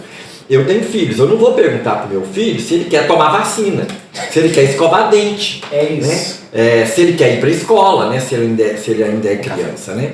Eu não vou perguntar isso para uma criança, para um adolescente. Olha, tem que escovar dente, tem que tomar vacina. Tem que... E assim por diante, né? Não pode votar no Bolsonaro, tem que falar com ele desde já. Não pode votar no Bolsonaro. E assim por diante. Agora, tem coisas que você pode...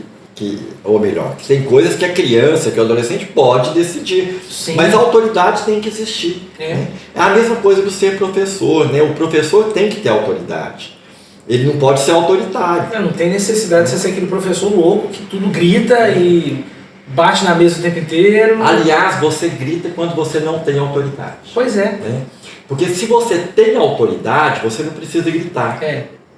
Se você é uma autoridade, se você tem a sua autoridade reconhecida, você não precisa gritar. Usa a força quem não tem argumento. Isso. Né? Isso é um provérbio anarquista. Né?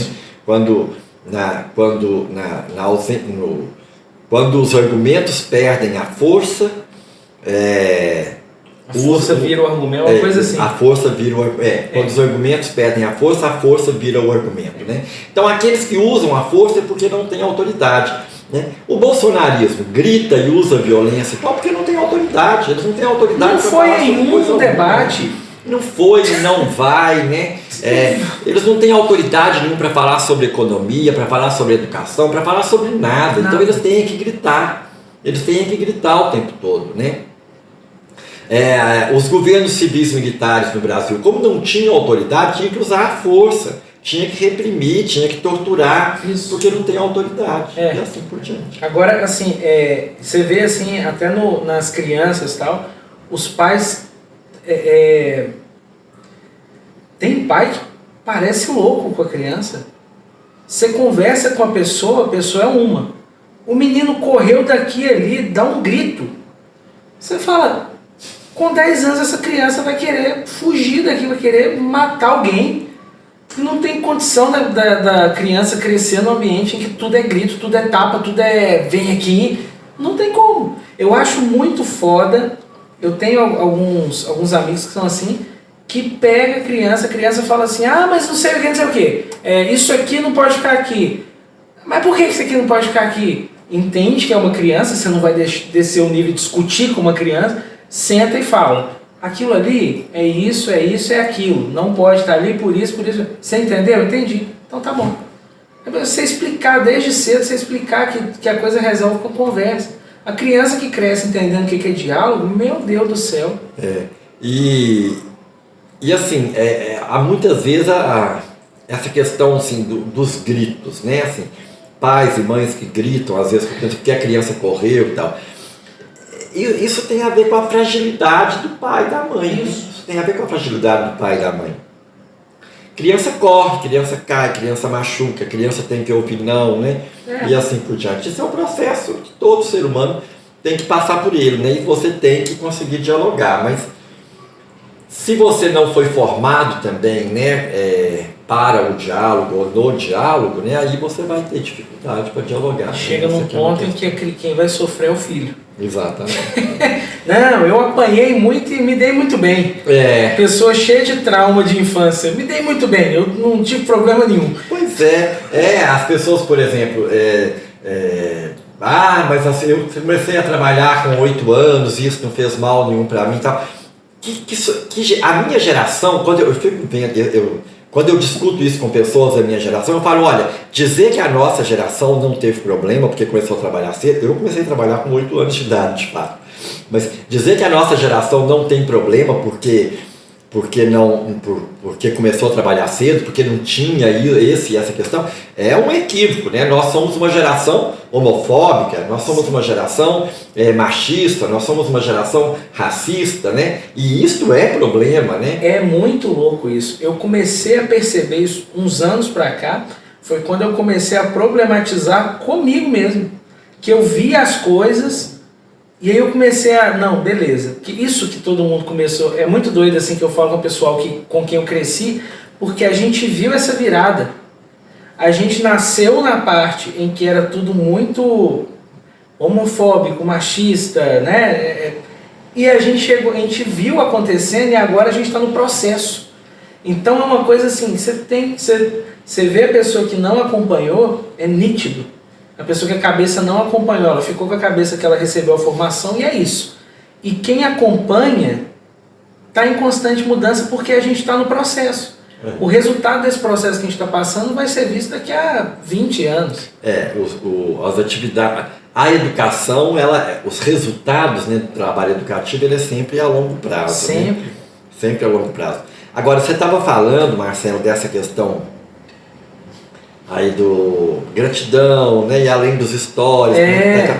Tem uma coisa que é muito maléfica, que nos últimos anos se alastrou com uma força muito grande, é o discurso da autoajuda.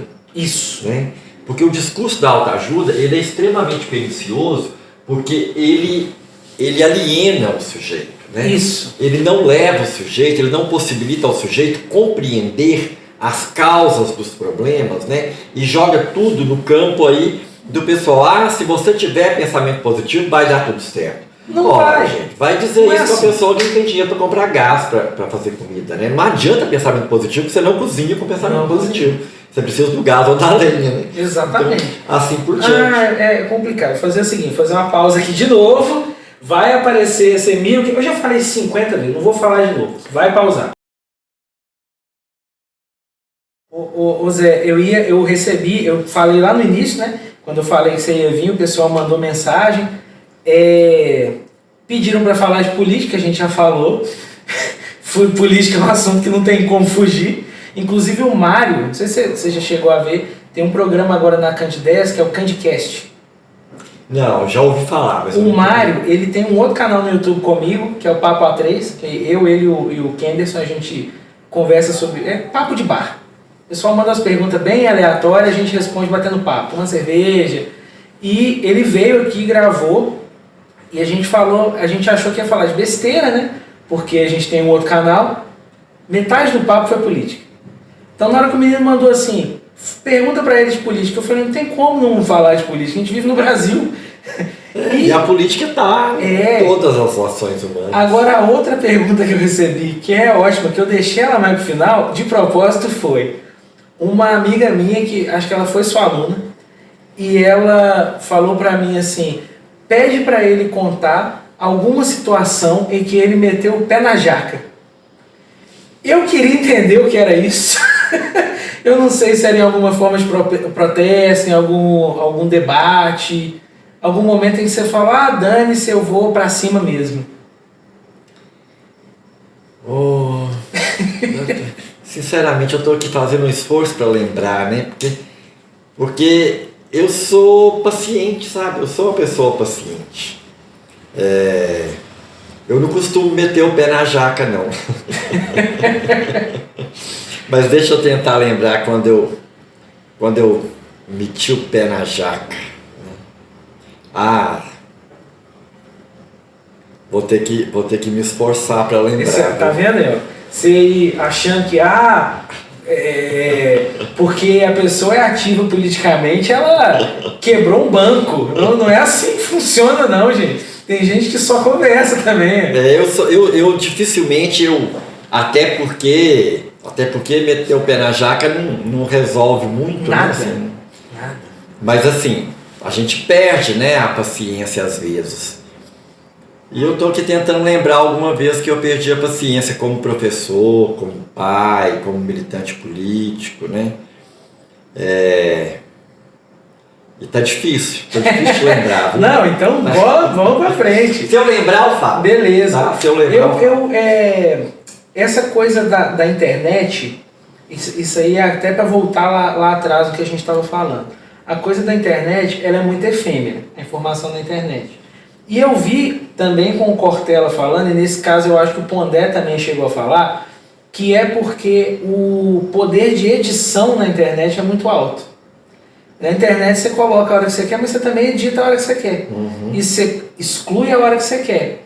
Então é muito fácil para o movimento hoje anti-ciência, anti-conhecimento, ficar criticando, porque a base deles é só a internet. A base de quem estuda de fato são os livros. Livro você não edita. O livro está lá, é permanente, é mídia fixa. E aí eu já vi, por exemplo, em entrevista ao Marcelo Taz, tinha uma pessoa que era bolsonarista, não lembro quem era, que estava criticando Paulo Freire.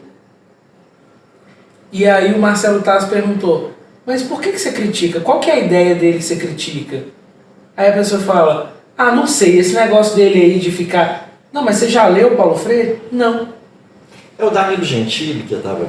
Foi o Danilo? Acho que foi. Então foi o Danilo. Acho que foi o Danilo Gentili. Foi alguém da direita que era da mídia. Eu lembro do foco no Marcelo Taz perguntando. Eu acho que foi com o Danilo Gentili, eu vi isso. E aí, assim, ele não leu nenhum livro do Paulo Freire, ele não conhecia nenhuma ideia do Paulo Freire, mas ele critica. Da mesma forma, você vê aí as pessoas demonizando Paulo Freire sem conhecer, sem saber, né, quem foi Paulo Freire, sem conhecer, né, a história de Paulo Freire, sem conhecer as ideias. E isso vale para todas as questões, né, assim, esse movimento anti-ciência, ele tem a ver com isso. E quando você começou a falar, Marcelo, agora sobre essa questão do poder de edição na internet, né, eu fico pensando assim que uma das coisas que a gente precisa, enquanto professor, na educação básica, mostrar para os meninos assim, e possibilitar aos meninos e às meninas conhecer isso, é eles perceberem, né, eles trabalharem com essa questão da edição também. Aprender a editar, eu não sei editar não, mas trabalho. Mas eu invento as coisas para os meninos editarem, sabe? Porque eu mesmo não consigo, não, mas eu invento as coisas para eles. Só que é tudo muito amador, né? Mas assim, qual que é o meu objetivo? É que eles percebam o seguinte, que aquilo que eles estão vendo não foi daquela forma. Não foi construído daquela forma, né? Seja uma cena de um filme, seja um podcast, seja lá o que for, ou seja, tem uma edição, né? Tem uma edição e o editor ou a editora tem uma intenção. Isso. Né? O que você corta, o que você enfatiza, o que você deixa, né? E assim por diante, né? O que você privilegia, o que você não privilegia, tudo isso. Há uma intenção política por trás de tudo isso, né? Há uma intenção política em todos os atos humanos. E aí é importante os meninos poderem perceber isso, até para eles se tornarem críticos, né, diante dessa questão da informação. Isso, porque hoje recebe uma chuva de informação que chega, e se você não tem um filtro de senso crítico, você vira um copo e a água vai caindo, até transbordar e você não sabe mais o que está ali. E o pessoal da internet entendeu isso bem. Então, assim, vai consumindo aí. O algoritmo só quer te enfiar coisa. Vai consumindo aí, tá certo, tá errado? Não importa. Só vai consumindo. E os meninos não estão nem aí. Você é a geração TikTok. Fez uma dancinha, tá top. E tudo muito rápido, né? 30 segundos, né? O WhatsApp te dá a possibilidade de ouvir um áudio acelerado, né? Parece um leilão de boi. Uma coisa horrorosa, inclusive, de ouvir e tal. Ou seja, tudo tem que ser muito rápido. Você fala hoje, por exemplo, um vídeo de 10 minutos, não, mas 10 minutos, né? É uma eternidade, uma dificuldade para lidar com isso. Isso tudo tem a ver com esse excesso de informações, né? o que a quantidade de informações, né, que você tem por dia. Por exemplo, eu estou aqui sem olhar o celular desde que a gente começou a conversar. Com toda certeza, quando eu olhar novamente o celular, vai ter um monte de mensagem, né, que chegou, etc. Eu às vezes eu me decepciono muito. Porque eu deixo o celular. E aí na cabeça fica aquela noia. Você fica assim, eu preciso olhar o celular, vai ter muita coisa acontecendo, eu estou perdendo. Aí eu pego o celular, só tem mensagem gatinho. Eu fico muito decepcionado. Eu falo, ninguém lembrou de mim nesses 40 minutos que eu tô... Isso é muito bizarro, isso acelera muito o ritmo. Não é bom, não. Não, pois é, mas aí assim, por exemplo, se você participa, né, por exemplo, agora eu estou trabalhando com ensino híbrido, então tem alunos em ensino remoto, então eles estão o tempo todo fazendo contato com você pelo celular, nos grupos políticos e tal. Então é cada vez um número maior de informações que você está recebendo o tempo todo, e aí você tem que tomar um cuidado muito grande para não deixar isto ser tratado de forma superficial. Né? Isso. Porque a tendência é essa. É aquela história, né? Assim, é como no campo da pesquisa, por exemplo. Né? A pesquisa quantitativa consegue trabalhar com um universo amplo, mas a profundidade é menor. Né? Já a pesquisa qualitativa consegue trabalhar com maior profundidade um determinado tema, mas trabalhando com um universo menor. Ela te dá detalhes que você não ia ver na quantitativa nunca. Mas ela trabalha com um universo mais restrito. Né? Zé, outra pergunta também que veio para mim e que eu acho interessante fazer, principalmente para quem está na área de educação, é o que te motiva hoje? Porque é profunda essa pergunta. O que te motiva hoje a sair da cama e falar, vou ensinar nesse Brasil, nesse cenário? Olha, são muitas coisas que me motivam. Né? Eu já disse, né, que eu gosto de ser professor, principalmente no ensino fundamental. Eu tenho um prazer muito grande de ser professor no ensino fundamental. E várias coisas me motivam. Uma delas, eu até já fiz referência a ela, que é esse fato do encontro com o novo, com o adolescente, de estar sempre em contato, né, com o novo. E me motiva muito ver, né, e acompanhar meninos e meninas num processo de aprendizagem. Né? Isto para mim é fantástico. A palavra é essa mesmo. Assim, é fantástico perceber, por exemplo, um menino que até ontem, ou até semana passada, ou há um mês atrás, não conseguia compreender um determinado raciocínio e agora consegue. Isso né? Ver uma criança, um adolescente, por exemplo, que tinha um discurso racista e tal, conseguir rever este discurso. Então isso me motiva.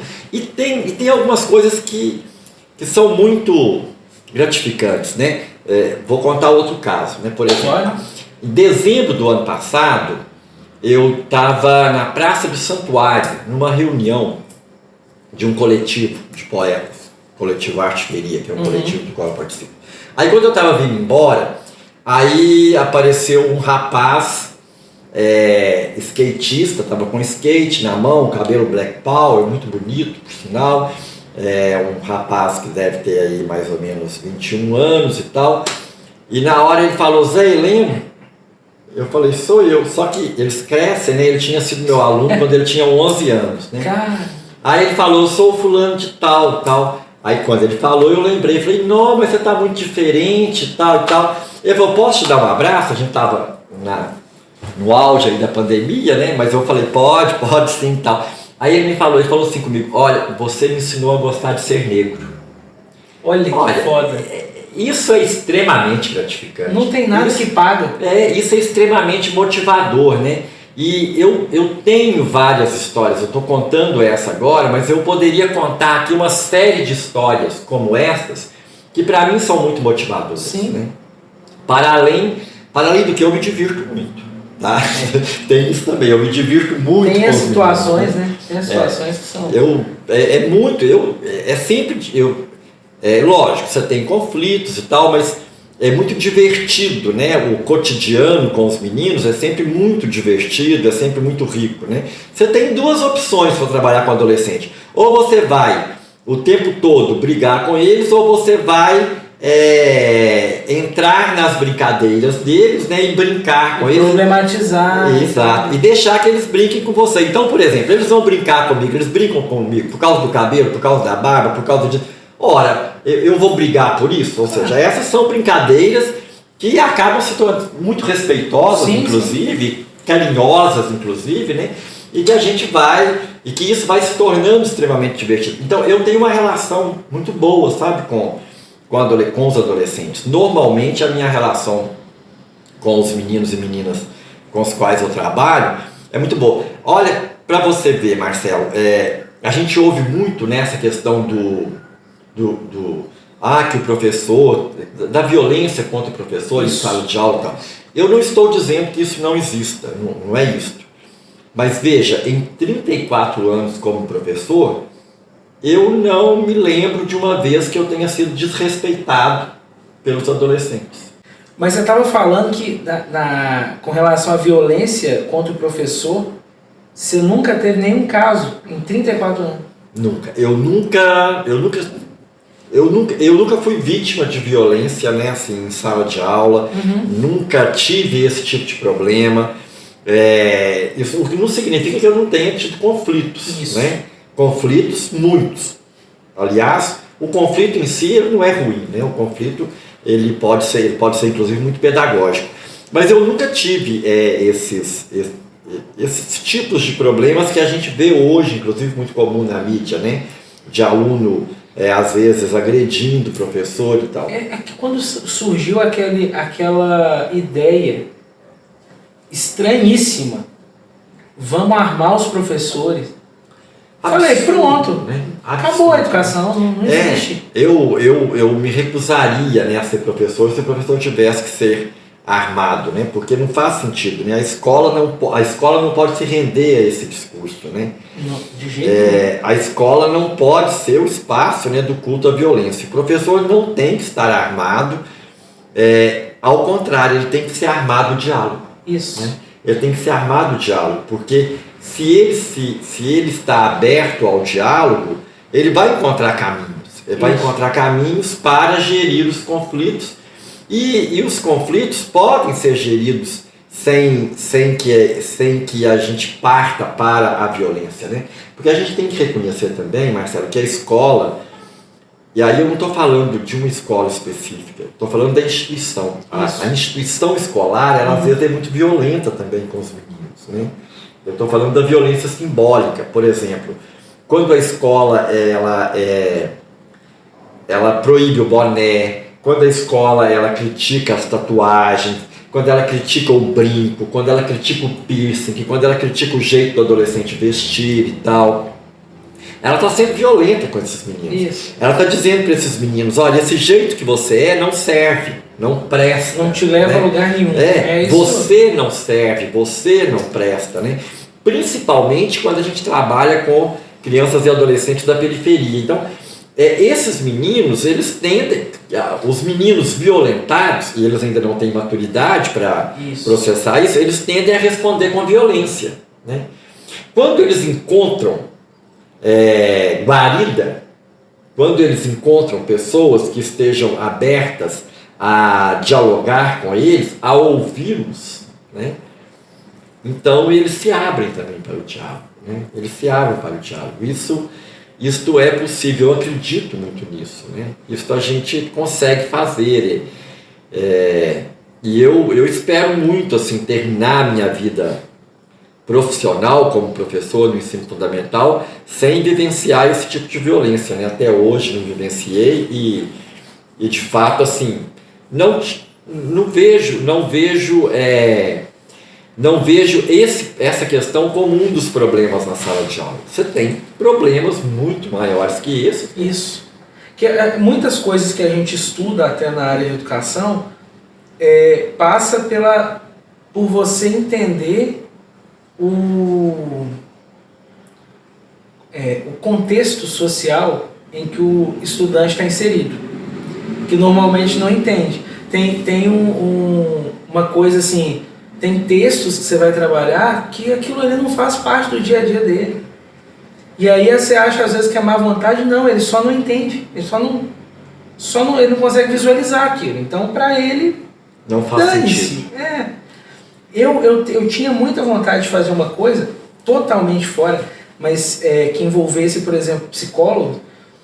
Eu acho que quando chegasse ali, assim, principalmente na rede pública, que é onde os estudantes têm menos apoio nesse sentido, pelo menos pelo que eu percebo.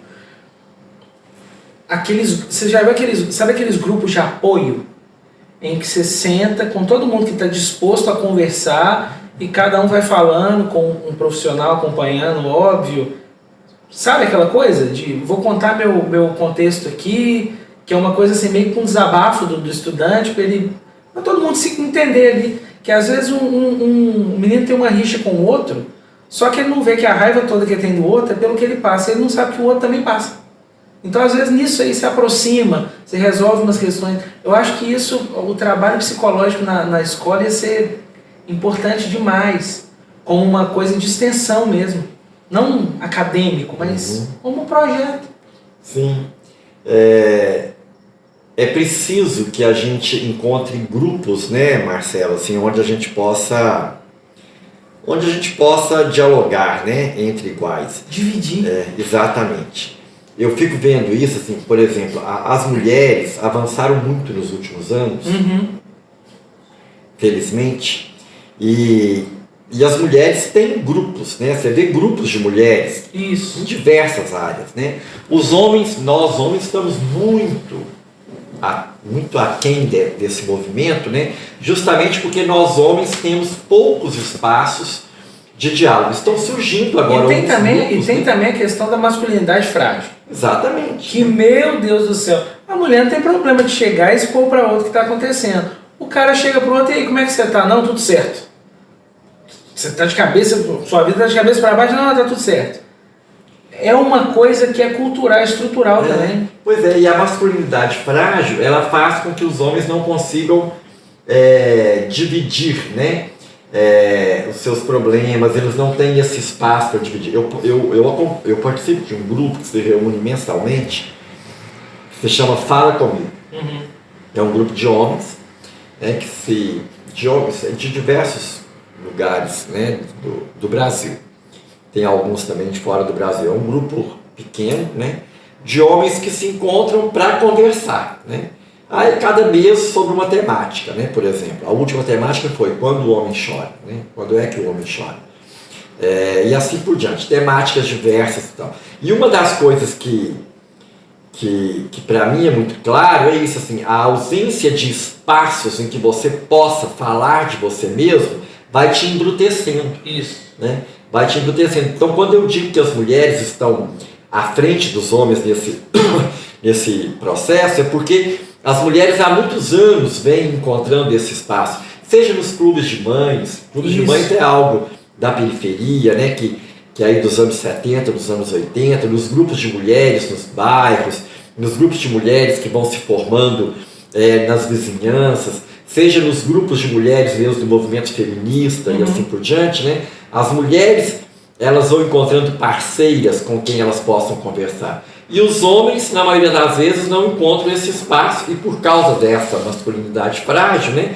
Ele pode ter um grupo, por exemplo, para jogar futebol, para beber cerveja, mas não um grupo para falar sobre ele mesmo, né? Sobre o que ele está sentindo, sobre o que ele está sentindo como homem, né? E assim por diante. E aí, essa questão, ela fragiliza as pessoas. E aí você estava falando do adolescente. Essa questão, eu concordo com você, assim, os adolescentes terem, né, um espaço para eles poderem falar deles mesmos, e com eles mesmos, né? Isso sem dúvida poderia contribuir muito, né?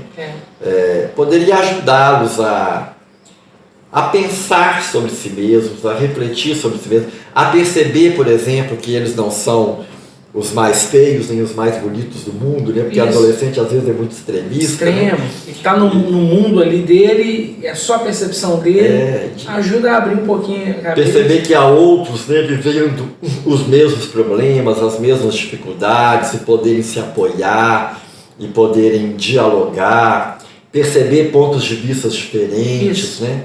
Isso é muito salutar, né? É mais uma vez a questão do diálogo mesmo. Também. Mas e aí essa aqui é uma questão que eu tenho dúvida assim, de te perguntar. Como que você percebe, enquanto uma pessoa que está na área da filosofia, como é que você percebe esse boom da filosofia na internet? Que hoje os jovens pesquisam mais filosofia do que os mais velhos. Surgiu esse movimento, né? Karnal, Cortella, Pondé, e todo mundo falando, e um livro por ano, e os jovens tudo tá bombando. Olha, você me fez uma pergunta tão difícil, porque eu vejo essa filosofia que está bombando na internet muito... Não é a mesma coisa, mas com algumas similaridades com o discurso da autoajuda. Né? Ou seja, há uma superficialidade ali. Né? Quando você pega o discurso do Leandro Carnal... Né? É o que eu menos acompanho. É um discurso superficial. É de livro. Né?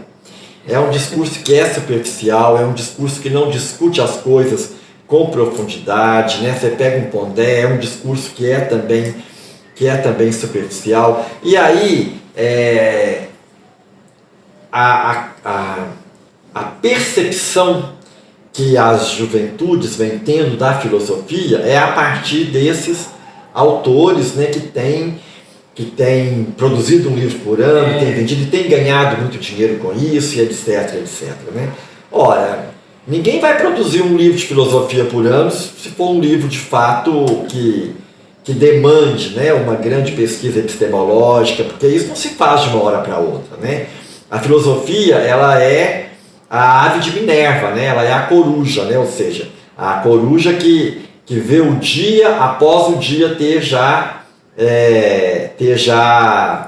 acontecido. Né? O voo da coruja é no entardecer, é no pôr do sol. Por isso que ela é o símbolo da filosofia. Né? A filosofia, ela é um processo de reflexão sobre a realidade, mas que demanda tempo, que demanda observação, análise, etc. Né? E aí esses discursos que estão produzidos em número cada vez maior, eles são também cada vez mais superficiais. E quando eu estou dizendo que você me fez uma pergunta difícil, que é porque talvez aí eu esteja metendo o pé na jaca, né? Aí, ó, respondendo, sua resposta tá aí. Talvez eu esteja metendo o pé na jaca, porque há um tempo que eu falei, esse povo eu não vejo mais. Não vê mais. Entendeu? O que eu mais me identifico em alguns pontos ali é o Pondé. Pois eu gosto muito do Cortella, porque ele aborda muito a educação. Mas o Pondé eu acho que eu me identifico mais porque ele é do discurso que eu te falei aqui. Não dá para todo mundo ser feliz o tempo todo. Ser otimista o tempo todo é loucura. É um otimismo tóxico. Você tem que ser feliz. Você tem que ser feliz. Se você não for feliz, está errado. O Eugênio Butti tem um texto muito bonito, muito bonito, um texto de 2 páginas. Eugênio Butti. Na hora você procura, hoje você encontra tudo no oráculo, né? Eugênio Butti seja feliz, isso é uma ordem. Esse é o título do texto. Seja feliz, isso é uma ordem. Né? E aí é um texto pequeno e muito interessante nesse sentido. Mas aí, de fato, assim, quando eu falei que essa é uma pergunta difícil, porque eu não estou dizendo que a minha postura ela é a correta e nem ela é aconselhável, mas de fato eu meti o pé na jaca, né? De fato eu desisti, eu não acompanho. Eu não acompanho porque eu vi algumas coisas, né? O Cortella, eu já gostei muito do Cortella. Mas eu desisti quando ele começou a escrever um livro por ano, quando ele começou a ir no Faustão, quando ele começou a fazer uma série de coisas que eu falei, gente, não dá. Não... Ele começou a fazer filosofia para as massas, exato, né? Com superficialidade, aí não é possível, né? Não é possível. A filosofia, ela exige, né, essa reflexão mais sistemática mesmo, né? É lógico que a filosofia, ela pode estar ao alcance, ela precisa ser apresentada para todo, porque todo mundo é filósofo. Antônio Gramsci já diz isso. Todo mundo é filósofo, todo mundo é capaz de pensar e tal. Mas agora, você ficar produzindo esses discursos que acabam soando como frases feitas, né? Frases de efeito e frases feitas, isso não contribui com coisa alguma, isso não contribui com o raciocínio, né? E aí eu de fato desisti. Desconfia, né? Dessas E por desconfiar eu falei, não vejo mais, posso estar equivocado. E com razão, eu meti o pé na chave, porque... Tá respondido, é isso. Você brilhou, se você que fez a pergunta aí, você brilhou. Você instigou até chegar a esse ponto aqui, você não tá entendendo. Ai meu Deus do céu, tá difícil ser brasileiro. Ô Zé, queria te agradecer a participação. Já estou fazendo aqui ao vivo, no próprio episódio, um convite para você voltar para fazer outro episódio, que eu falei a mesma coisa com a Tainá. Ela saiu daqui, eu falando, não, vamos gravar de uma vez o segundo, vamos. Ela, não, dá um tempinho que eu volto. Já? Não, a gente volta, foi muito bom. Tá, gostou? Muito. É um formato muito tranquilo, né? É tranquilo, é gostoso, conversar é sempre bom, né? Acho que o que mais nós falamos aqui foi sobre o quanto o diálogo é importante, né? Conversar e é muito bom. O importante é isso, que o podcast ele foge daquela entrevista. Mas como é que foi a sua trajetória até aqui? Isso já morreu, isso morreu. As novas gerações não dão conta disso. Né? Não tem como. Não dão conta disso. Tem como não. Isso aqui é o formato que eu até falei, acho que eu falei isso nos 2 episódios já. Esse formato aqui, eu escrevi o projeto em formato de projeto mesmo, que poderia ter potencial comercial. Eu mandei para todas as rádios, nenhuma me respondeu. Falei, foda-se, eu vou fazer em casa. Eu tô fazendo. O poder da internet é esse. Você não tentou a lei Aldir Blanc? Eu acho que é muito complicado, porque tem uns caminhos para você conseguir.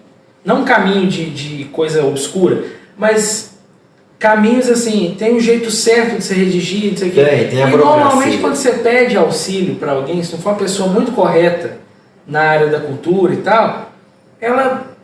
Então vamos fazer desse jeito aqui, porque aí quer conduzir para outra coisa assim que...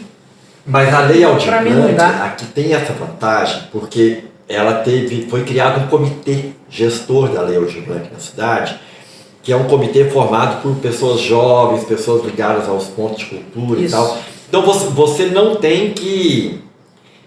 você apresenta o seu projeto, ele é aprovado e você tem que realizar aquilo que você apresentou, se for aprovado. Sim. Né? O chato é que você tem que ficar captando recurso, né? Mas eu inclusive estou escrevendo, tá no... Eu diria que já foi 75% escrito, que é um projeto de um documentário que eu vou fazer sobre educação. Vou aproveitar a estrutura que eu estou fazendo isso aqui e vou fazer um documentário sobre educação.